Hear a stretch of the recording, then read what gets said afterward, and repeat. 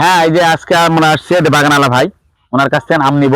বড় ভাই, আপনার কাছ থেকে তো আম নিব কথা হয়েছে নাকি? তাহলে আপনার এই বাগানের আম, আমি ঢাকাতে বাইরে আম বেশি, ওনারা সবাই বড় বড় আম পাগলা হয়ে যায়। আচ্ছা, বড় আম বেশি স্বাদ হবে না আপনার এই বাগানের? বড় আম তো মেলাই খাইছেন। হ্যাঁ, এই আমটা একবার খান, এই মনে থাকবে।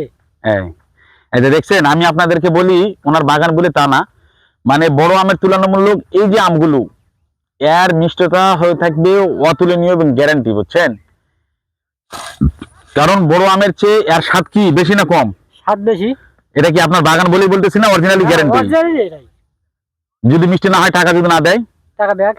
এই দেখছেন, এই বাগানের অন্তত আম খাবেন যদি তুলনামূলক 4-5 কেজি, 4 কেজি যদি আপনার প্রিয় পছন্দ না হয়, স্বাদ না পান, টাকা গ্যারান্টি। এই গ্যারান্টিটা কে দিবে? নেন, টাকা দেওয়া লাগবে না। এর চেয়ে গ্যারান্টি আর অনলাইনে কেউ আপনাদেরকে দেয়? এই বাগানের যদি আম মিষ্টি না হয়, টাকা দেওয়া লাগবে না। এই হয়েছে, দেখছেন?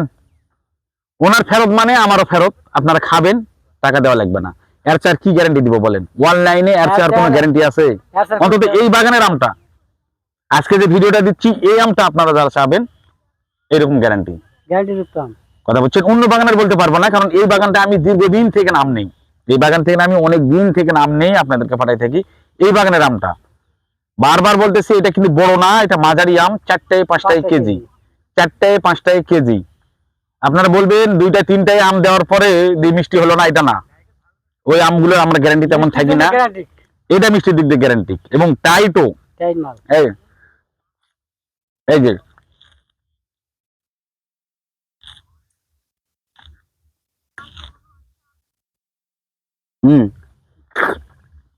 ভিতর পর্যন্ত টাইট, রসে ভরপুর, কিন্তু ভিতরে আটির গোড় দিয়েও, মানে আটির কাজ দিয়ে কোনো সময় নরমাল পাবেন না, নরম পাবেন না। অন্যান্য বড় আমগুলো নরম হয় না, কঠিন স্বাদের আম।